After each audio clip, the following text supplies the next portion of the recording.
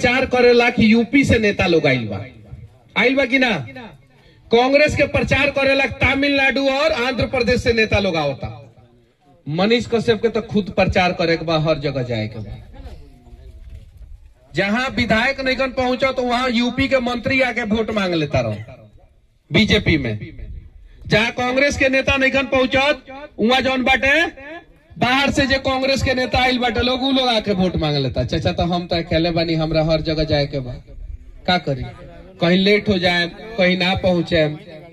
अब तो माफ तो रौनिये के ना करे के पड़ी। कम से कम रउआ खेत तो नहीं न जोतले, कम से कम रउआ गांव में 2 नंबर रोड तो नहीं बनवाले। हम अस्पताल में पता बा 4 दिन पहले इको कम करी ना, इको कम करी थोड़ा सा, ओकर पिटाई भइल बाटे बेतिया अस्पताल में 4 दिन पहले। पता चल रहा, वीडियो देखनी लगी रहा के देख लक ना देखनी। हाँ, बेतिया अस्पताल में मारपीट भइल बा, पता बा का? देखला बड़ो, देखला बानी रोबा। अब बताई लगे एगो नेता चूचा कुछ ना कैलन। हमरा लगे सबूत बा, आरजेडी के नेता जौन बाड़न वो बीजेपी लग वोट मांगता रहन। सबूत हम रखे हम सब लोग के सामने। एगो बीजेपी के नेता बाड़न वो कांग्रेस लग वोट मांगता रहन। सबूत रखे मियो में। इस स्थिति बाटे अपना जिला में। गैंग बना के जौन बाटे एकरा के लूटे के प्रयास करता थे लोग। आरजेडी के हवन एगो नेताजी जो कहा में घर है, जहां जहां हमार लोग जौन बाटे हमरा संगे जुड़ता हुआ जाके जौन बाटे बीजेपी लाख वोट मांगता रहो। बाड़न नेता कौन पार्टी से? आरजेडी से। काहे कि लोग के डर बा कि मनीषवा ना आवे के चाहिए। मनीषवा आई तो लोग के अंदर खलबली पैदा हो जाए। यहाँ जात के नाम पे कुछ लोग वोट देवेला और उनकर लड़का जौन बाटे ट्रेन में कसा कसा के बाहर जाला और मार खाला। ये अच्छा बात बा? यहाँ अस्पताल ठीक नहीं है, ब्लॉक में रहुआ जाई तो कितना समस्या बा ब्लॉक में। बैठे कि ना ब्लॉक में समस्या, बैठे कि ना ब्लॉक में समस्या। ये सब ब्लॉक में समस्या बा कहना। बिया मिलता समय पे। गुंगा कौम के केहू नहीं के सुधार सकत। अगर भगवान कंठ दिले बाड़न और जुबान दिले बाड़न तो बोली लगी ना हाँ या ना। दिक्कत बा कि ना? फिर मुड़ी हिलाता कितना हाँ ब्लॉक के बिया आवेला। अब आवेला कौना साले ना आवेला, कौना साले बिया ना आवेला कति कौना साले बिया ना आवेला के अमीरों के ना मिलल चाहिए। तो ये नामनी के कंफ्यूजन बा। आपसे में लड़ता नहीं संग और वही सब मलाई खाता रह संग। केकरा गांव में 5 आदमी का नाम बताई तो जकरा बिया मिलेला। कल हम बैठे रहनी एगो बड़का सिनेमा हॉल के मालिक के लड़का के जौन बाटे जन्म प्रमाण पत्र बनवावे के रहे। यानी बड़का सिनेमा हॉल के मालिक के पोता के जन्म प्रमाण पत्र बनवावे के रहे और 900 रुपया घूस देवे के पड़ल। बेतिया में बड़का चुकुन सिनेमा हॉल बा उनकरा घरे गए रहनी। वहां के फोन से बात भइल, गईनी आशीर्वाद लेनी और वो बताइनी कि जब हमनी जैसन आदमी समस्या से परेशान बा तो आम आदमी कितना परेशान हुई। के नहीं के परेशान, के नहीं के घूस देत, के कर लड़का कष्ट में नहीं खे। सब कोई के लड़का कष्ट में बाटे आ समस्या बाटे सब कोई के। लेकिन समस्या ये बा कि रउआ गांव में 2 नंबर रोड बन जाता आ घर में रहता नहीं। रउआ कहाँ रहता नहीं? घर में। और जब 2 नंबर रोड बन जाता तब विधायक के गरिया होता नहीं है, विधायक का गलत रोड बनवा दिलक। अरे जब बनत रहे तो रउआ कहाँ रहनी? काहे ना रोकवाईनी, काहे ना रोकवाईनी? ओ बड़ा काहे ना रोकवाईनी? है तो पानी लागल बा, अगला साल हेतना लागी, अगला साल हेतना लागी। ई नदी में रौनी के तैरे के पड़ी हमेशा। आज वृद्धा पेंशन बढ़ल बा रौनी के केकरा वजह से बढ़ल बा? 20 साल में काहे ना वृद्धा पेंशन बढ़ल? बढ़ल ना बढ़ल?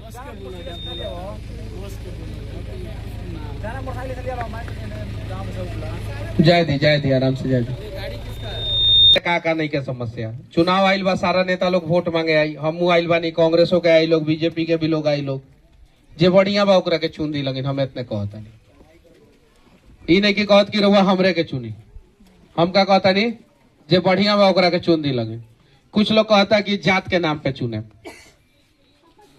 कुछ लोग कहता कि जात के नाम पे चुने, कुछ लोग कहता धर्म के नाम पे चुने, कुछ लोग कहता व्यवस्था के नाम पे चुने, और कुछ लोग कहता पैसा के नाम पे चुने। अब देखे लगिन कौन सही बा कौन गलत बाटे, आ का सही बा का गलत बाटे। रौनी के समझे के बाटे, रौनी के बूझे के बाटे, जौन सही बा तो ठीक बा, और नहीं के सही तो ओकरा के मत चुनी लगिन। अभी बाढ़ आई रहा ना, बाढ़ आई रहा, नेताजी का कहलवन? बाढ़ ए आगे से हटिए ना आप, आगे से। नेताजी का कहलवन? कुछ नहीं बोले ना, सुखाड़ आ गया है, पानी नहीं, बाढ़ नहीं आया, कुछ नहीं बोले ना जी। आई रहा कि ना आई रहा? आई रहा। नेताजी कहलवन बाढ़ नहीं खे आई। विपक्ष के कांग्रेस के केहू लोग लड़लक, कोई नहीं आई, आरजेडी के लोग लड़लक, कोई नहीं आई, ना विपक्ष के लड़लक ना पक्ष के लड़ेलक। मनीष कश्यप इतना पानी में घुस घुस के वीडियो बनैलवन, देखैलवन, कहलवन कि बाढ़ आइल बा। ना तो नेताजी कह दलन बाढ़ नहीं के आइल, मुख्यमंत्री के ना पता चलित बाढ़ आइल बा। आज पैक्स में धान खरीदाता, यहाँ खरीदाता शुरू हो गई बा खरीदाई, कुछ लोग के खरीदाई कुछ लोग के ना खरीदाई। कितना में खरीदाता पैक्स में धान? अभी आगे रेट का होई का ना होई। एगो किसान हमरा सामने पूछलो हन तो एक आदमी कहलक 1750 रुपया, आ धान सूखल हुई तो कितना कितना? सही बात बा? सही बात बा कि गलत बात बा? सही बात बा। 1750 1800 कितना में धान खरीदाता? 1750 1800। अब पता बा धान बेचात बा कितना में? नहीं पता, नहीं क्या पता? छत्तीसगढ़ में 3100 रुपया रेट बा। कितना? 3100। और अगर यहाँ 1800 भी जोड़ ला जाओ तो 1300 रुपया पर क्विंटल पे नुकसान बराबर। बोलो भारत माता की, बोलो। 1300 रुपया पर क्विंटल पे नुकसान। भैया यहाँ का नेता काहे नहीं का आवाज उठावत लोग? विपक्ष के नेता काहे नहीं का आवाज उठावत लोग? आरजेडी के बाड़ा ना इंजीनियर सौरभ काहे नहीं का आवाज उठावत? वोट मांगता के और लाख सच्चाई ले हम सामने, काहे नहीं का आवाज उठावत लोग? आरजेडी के ना हुआ तो विपक्ष के बाड़न आवाज उठावक चाहिए। कांग्रेस के प्रत्याशी जे बाड़न उनका आवाज उठावक चाहिए। लोकसभा में वोट मांगले रख लोग, बाप बेटा दोनों आदमी मिलकर संजय जायसवाल लाख, केकरा लाख? लोकसभा में केकरा लाख वोट मांगलक लोग? संजय जायसवाल है। अब विधानसभा लड़ताटे लोग आरजेडी से, कांग्रेस से, ठीक बा। अजय आरजेडी के एमएलसी बा, उसने में आवता कि वोट मांगा था के वो और लाख। अब देखिए लोग है, सब लोग का डर मनीषुए से बा, सब लोग का डर मनीषुए से बा। का नहीं के आवाज उठावत लोग कि छत्तीसगढ़ में अगर 3100 धान के रेट बा तो यहाँ 3100 होके चाहिए। 3100 छोड़ दो, कम से कम 3000 तो दे दो। कितना का नुकसान बा क्विंटल पे? 1300 रुपया। कितना का? 10 क्विंटल के 1300 भइल। कितना भइल? कितना भइल? 13,000। 20 क्विंटल का 30 क्विंटल का और 40 क्विंटल का 40 क्विंटल धान कितना में होला? कितना बीघा जमीन में होला? लमसम 2 बीघा में हो जाए, हो जाए। अढ़ाई बीघा में आए। 2.5 बीघा कहाँ से? 1 बीघा में जौन एक कट्ठा में जौन बटे वो कम से कम कुंटल भर या कुंटल भर ना तो 1 quintal 20 kilo, 1 quintal 15 kilo, 1 quintal 10 kilo एंग होला ना। हम 1 क्विंटल जोड़ता नहीं। अगर रहुआ 2 बीघा धान बोले बानी, कितना? तो 52,000 गईल भारत माता की जय के नाम पे। कितना गईल? 52,000। अब बताइए हमनी लाख सरकार कितना खजाना खोल के रख ले बा। धनवा के खरीदता? आम जनता के खरीदता? अरे बेचत ना बा, खरीदता बड़का बड़का कंपनी के खरीदता, ओकरा के तो निशुल्क पॉलिश करके बेचता 50 रुपया किलो, 60 रुपया किलो, 70 रुपया किलो, 80 रुपया किलो बेचता, बेचत ना बा। अरे वह कितना में बेचनी? 1700-1800 रुपया में। अब सोची कितना दिक्कत बा। जब ये बात हम जानता नहीं तो आरजेडी के सौरभ कुमार से दूसरा लाख वोट मांगा था, नहीं कन जानत, नहीं कन जानत। कांग्रेस के जिन प्रत्याशी बाड़न नहीं कन जानत, जानत है बाड़न की ना। बीजेपी के जिन 2 नंबर बीजेपी के जिन प्रत्याशी बाड़न यूरिया बेचोले बाड़न 500 रुपया में, नहीं कन जानत, जानता लोग की ना। और हमनियों के जानता है सब कुछ, लेकिन हमनी के आंख पे एगो जात के पट्टी बांधल बा। कम से कम 52,000 रुपया के नुकसान एवरेज किसान के बा। 1 बीघा बटाही पे बोता तो 13 दूनी 26,000 रुपया भइल, आधा ओकर गईल, आधा एने आइल बटाईदार के भइल। तो जे गरीब बाटे जे बोत आटे वो 13,000 रुपया के नुकसान में बा, वो 13,000 के नुकसान में बा।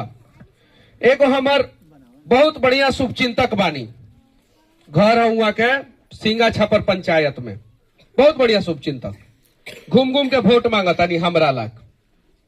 आरजेडी के नेताजी फोन करता कहता कि बीजेपी के लाख वोट मांगा ना, काहे लाख मनीष के चक्कर में पड़ल बड़ा।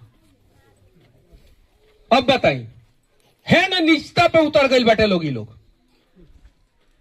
एगो हमार बहुत बढ़िया समर्थक बानी, मानता नहीं हमरा के, कहता नहीं कि बाबू तुम निकलोगे तो ब्लॉक में दलाली बंद करा दोगे, हमको पता है। हम लोग जाते हैं यहाँ पे मर्द की तरह, अब ब्लॉक में क्या बना दिया जाता है हम लोगों को पता ही नहीं चलता है। सीओ बैठा रहता है, कहता है साइन नहीं करेंगे, आइए ना अगले दिन। हमारा समय और पेट्रोल दोनों बर्बाद होता है। जब वो साथ देवे लगलन चाचा जी, तो वहां पैरवी पहुंचल आरजेडी के नेता के वो काहे उनकरा ला कहता नहीं। अब बताई बीजेपी लाख वोट मांगी ना, अब बताई ये सही बात बा? ये ना होके के चाहिए। अकेला लड़ता नहीं चक्रव्यूह में, साथ दम लगी तो तूर दम चक्रव्यूह के, ना साथ दम लगी तो क्या करें, क्या करें। 22 की केस भइल बा, केकरा लाख भइल बा हमरा पता बा। का दिलो, कितना दिलो रौनी के है महाराज? 5 साल में 14 लाख रुपया का नुकसान बार हुआ। 14 लाख एगो वोट लाख दिलो केहू, क्यों दी? 5 साल में 14 लाख रुपया नुकसान बा। धान के तो रेट बता देनी ना, क्या नुकसान होता है। गेहूं में वही नुकसान होता, मकइयों में वही नुकसान होता, राउर लड़का बाहर जाता वही में नुकसान होता, राउर मेहरारू जाता रही बेतिया में इलाज करा वो में नुकसान होता, राउर लड़का सरकारी स्कूल में पढ़ के बस्ता के जगह पे बोरा उठा लेता 12 साल के उम्र में, वो में नुकसान होता। पर कैपिटा इनकम यानी प्रति व्यक्ति आय के नाम पे भी नुकसान होता। जाके रौनी के बीजेपी या कांग्रेस के या आरजेडी के नेता से पूछ ले लगी, बात सही है कि ना, मनीषवा सही बोलता कि ना। देश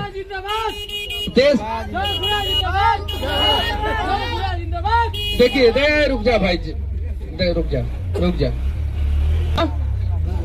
सालाना कितना बा, कितना बा, केकरा लगे मोबाइल बा, नेट पे सर्च मार लगी, बात सही है कि ना।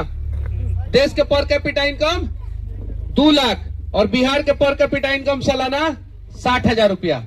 एक साल में कितना के नुकसान, कितना के? जे हमार विरोध करता हो 1,40,000 का नुकसान बा साल में, अकेले। ठीक बा। 5 साल में कितना के नुकसान भइल? 1,40,000 इंटू 5 कितना के भइल?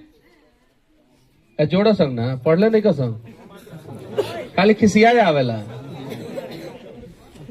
कितना के नुकसान भइल? 7 लाख के। एगो परिवार में 18 साल से 60 साल के बीच में कोई आदमी रहेला? कोई आदमी रहेला? कम से कम 2। हम 6 क्यों, तारा में 6 गो हुई, कम से कम रहुआ में 3 गो हुई, 4 गो हुई। 18 से 60 साल के उम्र के आदमी कय गो? 2 गो। सरकार समझेला 18 से 60 साल के उम्र के बीच के ही लोग कमाला। अगर एगो परिवार में एक आदमी के 7 लाख के नुकसान भइल तो 2 आदमी बा कमाए वाला कितना के नुकसान भइल? कितना के? 14 लाख में रहुआ घर पे कार आ जाएगी ना? आ जाएगी ना? आ जाएगी ना? और बेटी के बियाह बढ़िया से हो जाएगी ना? 5 साल में ही नुकसान बा। 10 साल में कितना हो गई? 28 लाख रुपया। गलत नेता के वोट दी लगी, नुकसान अपन करी लगी। हमनी के का नुकसान हुई? हमनी के कुछ नुकसान ना हुई। भैया आइल बानी वोट मांगे, हम अपना लग तो लड़िए सकतानी। हम अभी चाहेम तो जेकरा के चाहेम ओकरा के जौन बाटे फोन घुमा सकतानी, बात कर सकतानी, ओकरा से मिल सकतानी। हमरा दिक्कत ना हुई। हम प्रधानमंत्री से 3 बेर मिलल बानी। कई बेर? 3 बेर। हम अमित शाह जी से 6 बेर मिलल बानी। अलग अलग 11-12 गो राज्य के मुख्यमंत्री से मिलल बानी। मंच साझा कैले बानी वो लोग के संगे। बेतिया के बड़का बड़का अधिकारी लोग के और बिहार के बड़का बड़का अधिकारी लोग से हमरा मिले को हुई तो हम समय मांगे, मुंह लोग समय दे दी। राउर का हुई भैया? राउर का हुई भैया? हई लड़का संग के का हुई? रौनी के का हुई भैया? चचा तहर का हुई? के सहारा बनी है ने? हमर बहिन लोग चाची लोग सुनता उ लोग के सहारा के बनी? हई चाचा जोन पानी पीछे उहा के सहारा के बनी? बताई लगी। रौनी के सोची लगी, उठाई लगी लाठी या बदल दी लगी। अब की ना बदलम लगी 5 साल बाद फिर 5 साल तक काहे काहे चिल्लाए के पड़ी। कभी ब्लॉक में चिल्लाए के पड़ी, आ कहीं ट्रेन में दबाएम तब चिल्लाएम, आ कबो हॉस्पिटल में जाएम तब चिल्लाएम। सही बात बा कि ना? होत ना बा दिक्कत भइल ग? जेकर मरीजी मरल उहे पिटाइल, जेकर मरीजी मरल उहे पिटाइल। कहाँ? बेतिया में। लेकिन लोग के तो हंसी आई, ए तो फलानवा ना पिटाइल बा, हम थोड़े पिटाइल बानी। तो जब तक तू ना पिटाइबा तब तक भैया दर्द ना समझ में आई। बिहार छोड़ के जाति भाव कर खाली बिहार छोड़ के देखी ना, कोई को जाति के नाम होता है, तेरे को जाति में कोई को जाति के नाम होता। एगो बिहारी के नाम से जानल जाई, कोनो जाति के नाम से ना जानल जाई। बिहार में तो खाली बिहारी। अब सोचे लगे समस्या का बा कि हमनी के सोचत नहीं कि संग सोना कैसे हो गई भरी, कैसे हो गई? 97,000। देखी ना सोना के दाम कैसे गिरवा होता नहीं। हम 60,000 से नीचे ले आते। विधायक बनाई लगी ना, तरीका बा। पूरा देश में विरोध चलाए सके। 1 महीना जौन बाटे सोना नहीं के खरीदे के देखी लगी तो क्या जौन बाटे 1,20,000 से सीधे जौन बाटे 60,000 पे सोना आ जाये। खाली 1 महीना ना खरीदल जाये सोना। तब कितना महीना? 1 महीना ना खरीदल जाये। तब 1 महीना ना खरीदल जाये तब सोना बेचे वाला दुकानदार परेशान बा। परेशान काहे बा? दुकानदार के तो प्रॉफिट फिक्स बा कि इतना % ही हुई। अब जब 60,000 भरी रही तो लोग जौन बाटे 2 भरी खरीद के लेके जाई तो ओकरा ज्यादा प्रॉफिट हुई। आ जब 1,20,000 हो जाई भरी तो कम खरीदी तो ओकरा कम प्रॉफिट हुई। सस्ता सामान रही तो दुकान में ज्यादा भीड़ रही ना, और वो सामान महंगा हो जाए तो भीड़ कम हो जाये। तो सोना बेचला के अमीर लोग, खरीदला के गरीब और मध्यम वर्गी, मिडिल क्लास और गरीब। अमीर जे बेचता ओकरो नुकसान, गरीब जे खरीदता ओकरो नुकसान। रहुआ 14 लाख रुपया का नुकसान, रहुआ 14 लाख के नुकसान रहुआ परिवार के। आ जे यहाँ तो निशुक ज्यादा अपने आप के डिंग डोंग में जे कहत हुई ओकरा 14 लाख के जगह पे 28 लाख के नुकसान बा। लेकिन ये बात केहू नेता समझावत नहीं के का है। बोर्ड वोट लागल बा कहीं शिलापट देखल भाई लगे, शिलापट पे शिलापट देखले भाई लगिन नहीं के देखले लगिन। ऊपर लिखल रहेला संजय जायसवाल। कौन पार्टी? कौन पार्टी? ओकरा नीचे लिखल रहेला उमाकांत सिंह। कौन पार्टी? ओकरा नीचे लिखल रहेला सौरभ कुमार। कौन पार्टी? आई एक दूसरे के कबो विरोध ना कर रहे कि काहे 2 नंबर बनावता सो, काहे कि एक दूसरे लाख वोट मांगता टे लोग। एक दूसरे लाख वोट मांगता टे लोग। जाके देखी लगी बात सही है कि ना, चली लगी हम देखावत नहीं। कई गो शिलापट दिखा दी, 100 गो शिलापट जौन बाटे चनपटिया में दिखा दे। ऊपर संजय जायसवाल सांसद, ओकरा नीचे उमाकांत सिंह विधायक, ओकरा नीचे सौरभ कुमार विधान पार्षद।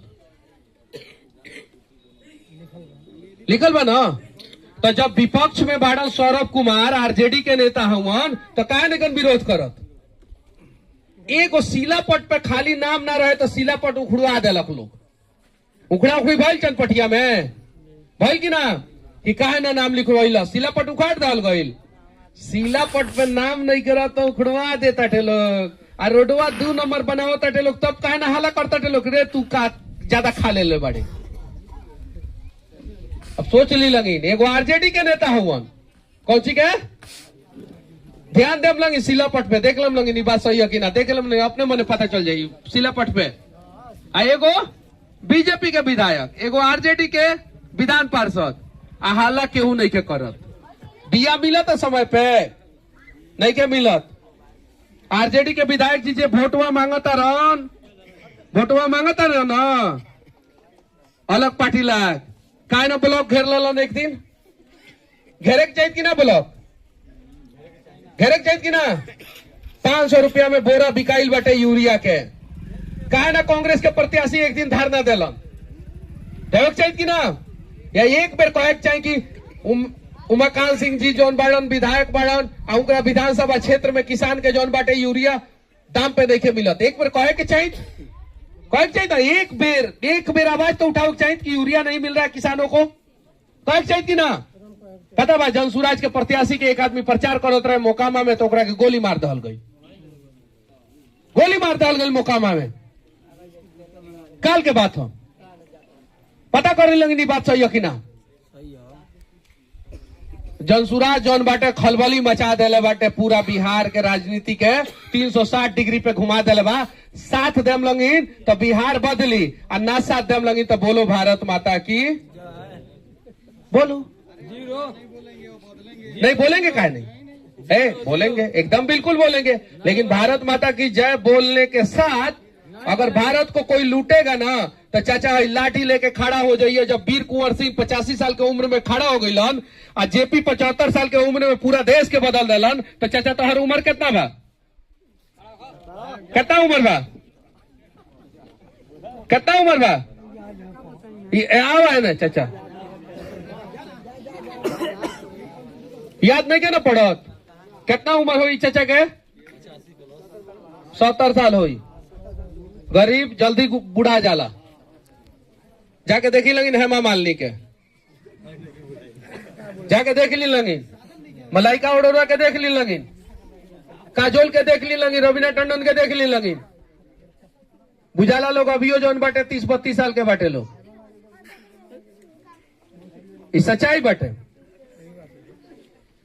70 साल के चाचा बाड़ा हई लाठी जोन लेके आप बढ़िया तरीके से बिहार के सहारा बन जाइब न तो चाचा तो पोता के भविष्य बर्बाद ना हुई ना बनब न तो जगह यहाँ कष्ट में बाड़ा सुनता रह मने मने सोचता रह इहो आइल बा भाषणे देवे इहो जीतला के बाद लुटबे करी। वही यहाँ से 50 साल बाद तोहर पोता बैठल रही वही कुर्सी पे कोई नेता आके यहाँ भाषण देते रही अब वो ये सोचत रही कि इहो लुटबे करी। बदलाव के करी नेता ना हम जीत जाम हमरा के ना रोकम लगी रौनी के तो हमू लूट के रख लेम। कंट्रोल कौन करेगा। कभी आप लोगों ने ब्लॉक का घेराव किया कि यूरिया नहीं मिल रहा है समय पे किया है। कभी बिया के लिए आप लोग लड़े हैं लड़ल बा। कभी चनपटिया चीनी मिल चालू कराने के लिए आप लोगों ने आंदोलन किया पिछले 10 साल में एको दिन नहीं किया। आप लोग जिस चीज के लिए किए हैं वो चीज आपको दिया गया है। राम मंदिर ला खाला भइल की ना भइल प्रशांत जी बात कहे नहीं तो राम मंदिर मिलल की ना मिलल। राशन ला खाला भइल तो 5 किलो के जगह पे 1 किलो काट के 4 किलो मिलत बा कि ना मिलत बा।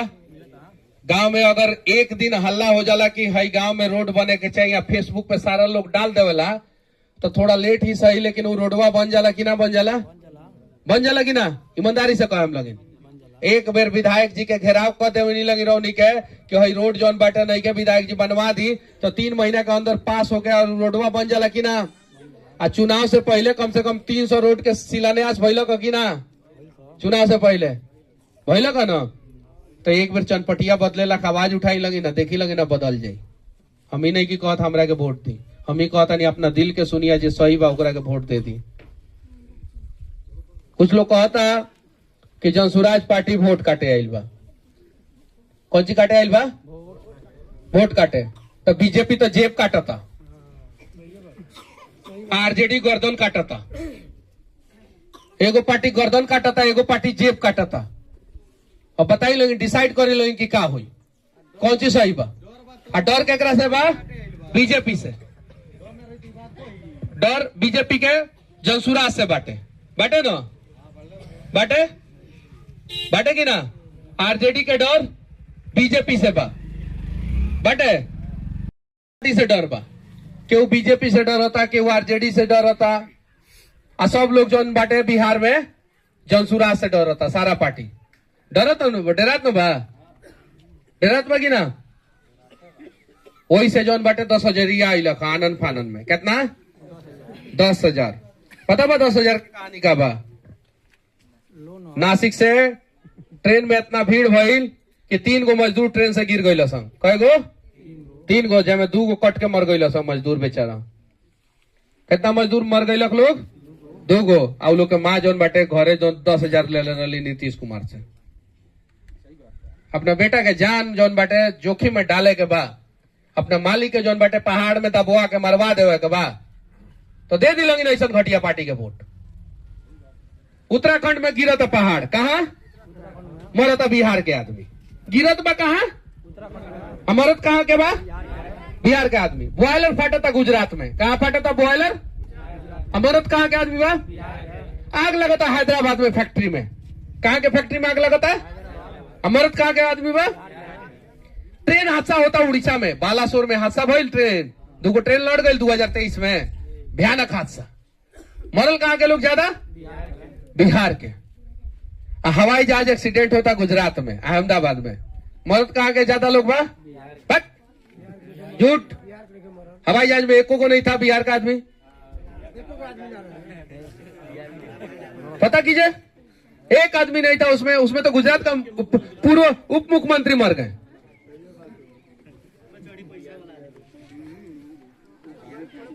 अब बताइए, अब सोचिए, यहाँ अमित शाह जी आवता नहीं कहता नहीं कि जमीनें नहीं है। कौन सी नहीं है? 14,000 एकड़ जमीन बा बेतिया राज के। काहे ना कांग्रेस के प्रत्याशी विरोध कैलन कि 14,000 एकड़ जमीन है यहाँ पे। विरोध करे चाहिए ना, करे चाहिए कि ना। विरोध कैलक जनसुराज। अरे सब मिला हुआ है सब, कि तुम्हारा सरकार आएगा तुम लूटना, हमारा सरकार आएगा हम लूटेंगे। सब मिलल बड़ा सब। चनपटिया चीनी मिल के चालू हो सकत? के छेकले बा जमीन चनपटिया चीनी मिल के? हमने की जानत, रउआ बताई के चनपटिया चीनी मिल के जमीन छेकले बा? बीजेपी के दलाल। के चनपटिया चीनी मिल के जमीन छेकले बा? बीजेपी के दलाल। के छेकले बा चनपटिया चीनी मिल के? वो पता बा ई बात? सब पता। काहे नहीं की लड़त? के छेकले बा चनपटिया चीनी मिल के जमीन? अच्छा, यूरिया के बेचोल 500 रुपया में? बीजेपी। हाँ, बोले में तनी सुख डर लागता, लेकिन बोलवा तो लेम हम। के बेचोल 500 रुपया में यूरिया? मकान पाड़े के बेचोल 500 रुपया में यूरिया भैया? मकान सिंह। के बेचोल? तो विरोध जौन बाटे कांग्रेस के प्रत्याशी काहे ना कैलन? काहे ना कैलन? कमीशन फिक्स है। विरोध में रहेंगे तो 40%, पक्ष में रहेंगे तो 60%। 100 रुपया अगर आएगा तो विपक्ष वाले को 40 रुपया, अब पक्ष वाले को 60 रुपया। सत्ता तुम्हारी, 60 रुपया तुम लेना, विपक्ष में जो रहेगा वो 40 रुपया लेगा। सही बात मानो भैया? बाटे भैया ये बात सही? के बेचवे लखा यूरिया 500 रुपया? मकान सिंह। मकान सिंह। अब बताई क्यों ना विरोध कैलक? कम्युनिस्ट पार्टी का यहाँ पे इस चंपारण में विधायक है। चंपारण में कम्युनिस्ट पार्टी का विधायक है। सिकटा मैनाटार का विधायक कम्युनिस्ट पार्टी का है। लेबर मर गया, एक दिन उनके घर तक नहीं आए। यहाँ का एमएलसी जो है आरजेडी का है, सौरभ, इंजीनियर सौरभ आरजेडी का है। एक दिन आवाज नहीं है उठाए। यहाँ पे बेतिया में कांग्रेस के नेता है, चनपटिया में कांग्रेस के नेता है, एक दिन आवाज नहीं उठाए। 60-40 के रेशियो बा। कितना के बा? कितना के बा? यानी तू सरकार में रहबो तो कै रुपया, अब विपक्ष में रहबो तो कै रुपया? 100 रुपया के नुकसान केकरा होता? जनता के। अब उठाई लाठी जात के नाम पे, अपने पता चल जाई। भूमियार लोग के यूरिया जोन बाटे फ्री में दलवन मकान सिंह दलवन का खेत में पहुंचा दे चाहिए। घूमता रहन जात के लोग के इकट्ठा करता रहन कि जात के लोग जोन बाटे इकट्ठा होकर वोट दे दो। कहीं नहीं कन डलवावत, एक नंबर कहीं नहीं कन डलवावत, कहीं नहीं कन डलवावत, कहीं नहीं कन डलवावत। कहीं डाला था भैया? एक नंबर ईमानदारी से बोले, कहीं डाला था भैया? कहीं नहीं के डाला। अब सोची लंगे रौनी के कि करे के का बा। हम भाषण दे के चल जाए और रउआ जाके सूत जाए तो किस्मत सूत जाये, और रउआ अगर जाग जाए और यहाँ से रौनी के जौन बाटे अगला 8-9 दिन जौन बाटे थोड़ा सा हमारे चुनाव प्रचार कर लें। हरियाणा के किसान के 50,000 रुपया, पंजाब के किसान के 50,000 रुपया, अब बिहार के किसान के ठंठन गोपाल। अब पैक्स में पैसा होता 20,000। कितना होता? 20,000। अब मिला था कितना? 8,000, 5,000, 8,000। आवता कितना? 20,000। 4-5 को पैक्स अध्यक्ष बैठा रहे लोग हमरा लगे, ठीक बा? मिला लोग रात में, रात के अंधेरा में 4-5 को पैक्स अध्यक्ष और में 2-4 को डीलर लोग रहे लोग, ठीक बा? कहता लोग कि भैया 20,000 में से 10,000 तो हमरा सुखले ऊपर दे देवे के बा। कहा दे देवे के बा? पूछम लगिन पैक्स अध्यक्ष से, बात सही है कि ना? पूछम लगिन, फोन लगाई लगिन रौनी के जे भी पैक्स अध्यक्ष हो, फोन लगा के पूछी लगिन कि मनीष भैया ये 20,000 में 10,000 कहाँ दे दो हमनी के ऊपर। अब बचल 10,000। अब 10,000 में कुछ हमनी के न कमाम सो तो कैसे हमनी के फिर 30-40 लाख रुपया लगा के जौन बाटे चुनाव लड़े सो? कैसे चुनाव लड़े सो? डीलर लोग कहलक, पूछम लगिन केहू डीलर हो न तो पूछ लेम लगिन कि भैया हमनी के 50 किलो के बोरा 44 किलो के आवता। कितना क्या होता? कई किलो छेरुआ दहल जाता? 6 किलो तो ऊपर छेरुआ दहल जाता बोरा में। भेजल कितना जाता? तो कहा 5 किलो राशन दी। डीलर कहां से दे दी 5 किलो राशन? कि भैया गांव में गाड़ी सुनता है सब हमनी के, वार्ड मुखिया, पैक्स और डीलर, सबसे ज्यादा ये 4 गो न गाड़ी सुनेला गांव में। सही बात बगी ना चाचा? लोग वार्ड के गरियावला, वार्डवा कुछ करते नहीं क्या, वार्ड जाके पटना में मार खाता कि भैया कुछ दे दा, कुछ दे दा। नीतीश कुमार वार्ड के स्थिति एकदम खराब है कदल बढ़। ओकरा बाद डीलर के लोग गरियावेला, वार्ड, डीलर, मुखिया, पैक्स। आ चोर के बा? चोर के बा? विधायक, सांसद, मंत्री, बड़ा बड़ा मंत्री, अधिकारी। चोर के बा? ई लोग। आ गाड़ी के सुनता? वार्ड, डीलर, मुखिया, पैक्स। आई जे चोरी करता टे नेता लोग सबे चोर कैसे बचे? चारुआ चोर नहीं की के कहला का सबे चोर बा? चाचा रहुआ चोर नहीं की ना। अब सुनी ना कहानी, अब सुनी। चोर के बड़का मछली छोटका मछली के निगल लेला। 2019 में हम जेल में रहनी तो मैना टायर साइड के 2 गो वार्ड लोग जेल में रहे हमरा संगे। कौन सी कई गो वार्ड? तो हम पूछने की रौनी के काहे आ गई नहीं लगी? रौनी के तो भाई वार्ड है लगी। तो कहता लोग भैया हमनी के गांव में ईमानदारी से नल जल लगवाओ रनी सब।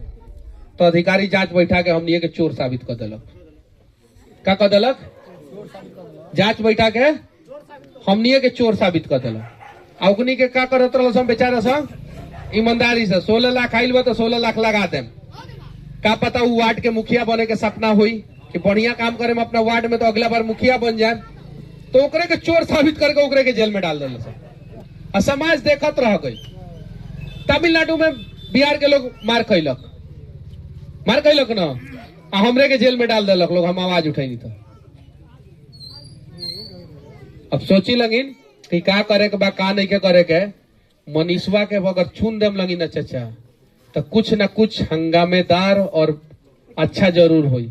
जब विधानसभा में बोलेम ना तो पूरा देश सुनी हमर बात। अच्छा अच्छा, राउर हालात तो ना बदल पाएम हम, लेकिन राउर पोता के रउआ जैसन बने ना देम, रउआ से बढ़िया बनाएम, ई वादा करतानी।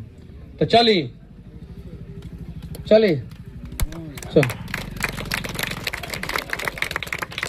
अब बोली लगी भारत माता की, और साथ में जय बिहार के बोली, जय बिहार, जय बिहार, जय बिहार।